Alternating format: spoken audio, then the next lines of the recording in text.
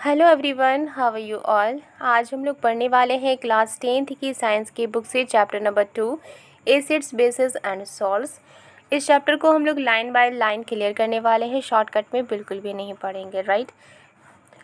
तो चलिए चैप्टर को स्टार्ट करते हैं। लिखा है कि आपने पिछले क्लास में सीख लिया है कि जो सोर और बीटर होता है, जो खाने का टेस्ट होता है, वो एसिड और बेस की वजह से होता है, जो खाने में ही प्रेजेंट होता है, राइट। तो अगर आपकी फैमिली में कोई ओवर ईटिंग की वजह से यानी ज़्यादा खाना खाने की वजह से अगर किसी को एसिडिटी की प्रॉब्लम हो गई है, तो आप उन्हें किस रेमेडी के बारे में सजेस्ट करेंगे, यानी कौन सी रेमेडी आप उन्हें सजेस्ट करेंगे। क्या आप उन्हें लेमन जूस देंगे, क्या आप उन्हें विनेगर देंगे, या फिर आप उन्हें बेकिंग सोडा सॉल्यूशन देंगे। तो कौन सी प्रॉपर्टी है जो आपने सोचा है रेमेडी को चूज़ करने के वक्त। श्योरली आपने अपने नॉलेज का यूज़ किया होगा और एसिड और बेसिस के एबिलिटी के अकॉर्डिंग चूज़ किया होगा। क्यों? क्योंकि वो एक दूसरे के इफ़ेक्ट को नलीफाई करते हैं, कट करते हैं, कैंसिल करते हैं, राइट।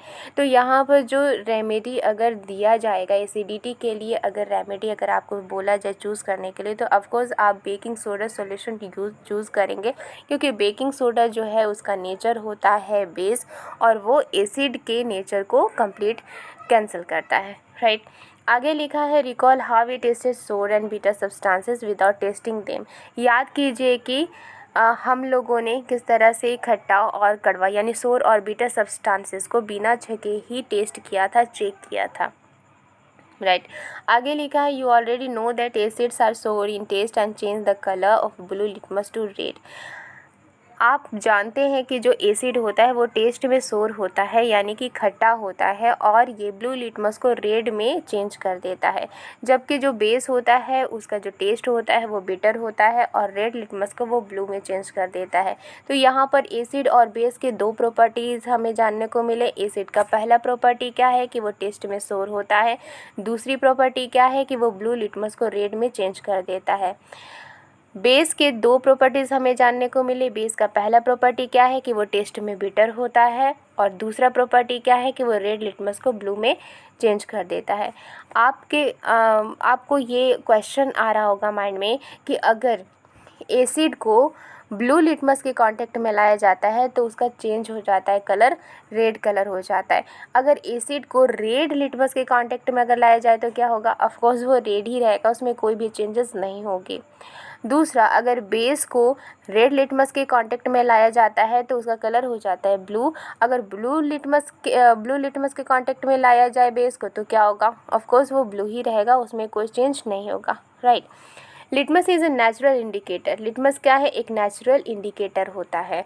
इंडिकेटर किसे कहते हैं? इंडिकेटर को हिंदी में कहते हैं सूचक, जो हमें ये बताता है कि कौन सा बेस है और कौन सा एसिड है, राइट। तो लिटमस क्या है? एक नेचुरल इंडिकेटर होता है। दूसरा, टर्मरिक भी एक ऐसा ही नेचुरल इंडिकेटर होता है। नेचुरल इंडिकेटर यानी नेचर से मिलने वाला, यानी प्लांट से जो लिटमस मिलता है हमें प्लांट से मिलता है, ठीक है, इसलिए इसे नेचुरल इंडिकेटर कहा जाता है, राइट। तो इंडिकेटर हम यहाँ 3 तरह के इंडिकेटर्स को पढ़ेंगे। पहला है नेचुरल इंडिकेटर, दूसरा है सिंथेटिक इंडिकेटर्स और तीसरा है ऑल्फैक्टरी इंडिकेटर्स। तो नेचुरल इंडिकेटर के बारे में हमने जाना। यहाँ पर 2 एग्जांपल्स हमें देखने को मिले, पहला है लिटमस और दूसरा है turmeric, right. Have you noticed that a stain of curry on a white cloth become reddish brown when soap, which is basic in nature, is scrubbed on it?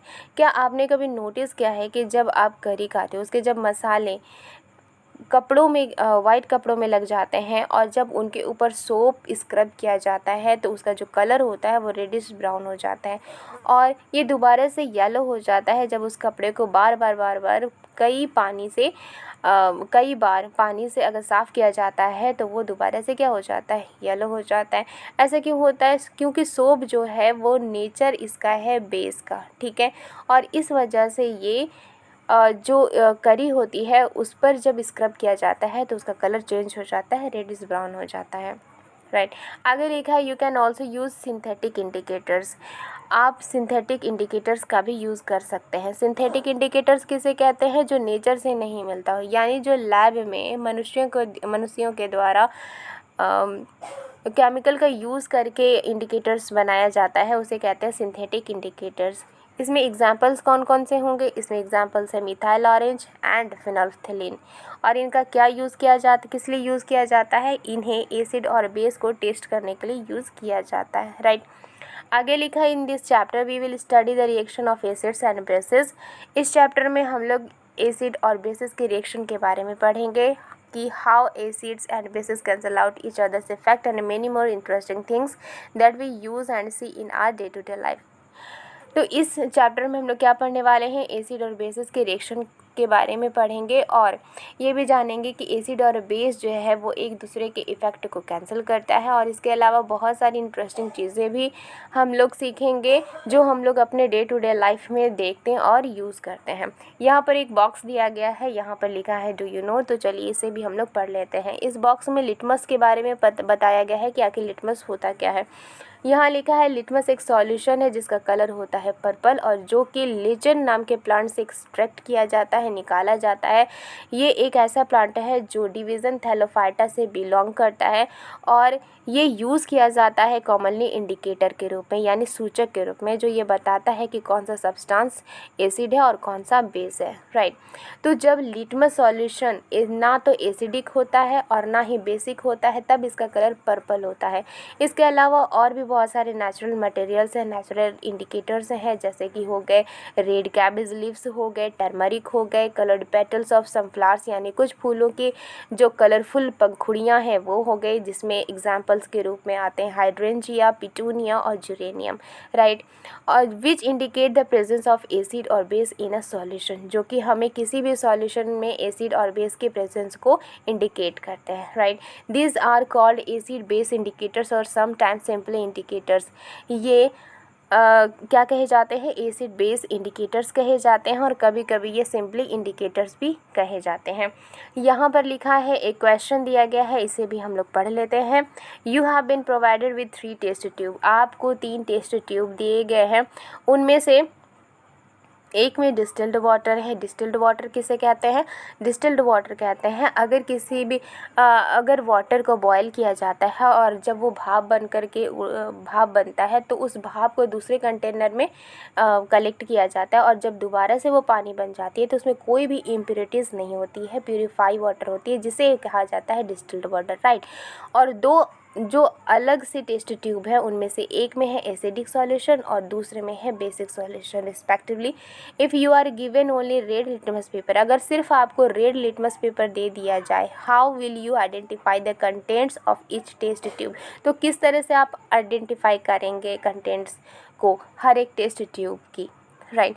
तो यहाँ पर हमने क्या जाना था कि रेड लिटमस अगर ब्लू हो जाता है, क्योंकि हमें सिर्फ रेड लिटमस पेपर दिया गया है, तो अगर रेड लिटमस अगर ब्लू हो जाता है मीन्स कि वो नेचर में बेस है, और अगर रेड लिटमस रेड ही रहता है, ठीक है, तो मीन्स वो नेचर में एसिड है, राइट।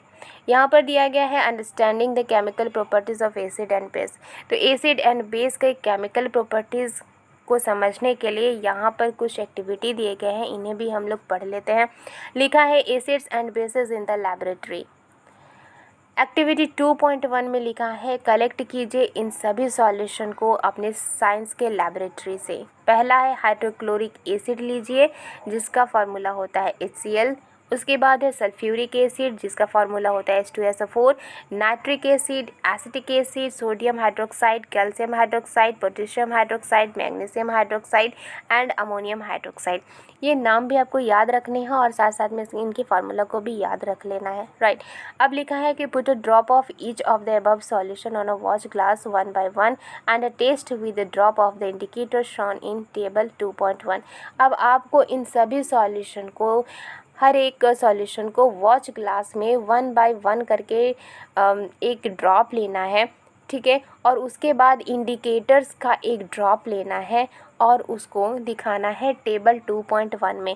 यानी कि अगर आप कोई भी सॉल्यूशन लेते हैं और उन सभी सॉल्यूशन के साथ अगर आप इंडिकेटर्स को मिक्स करते हैं तो उनके कलर में क्या चेंज होता है ये टेबल 2.1 में लिखना है। What change in color did you observe with red litmus, blue litmus, phenolphthalein and methyl orange solution for each of the solution taken?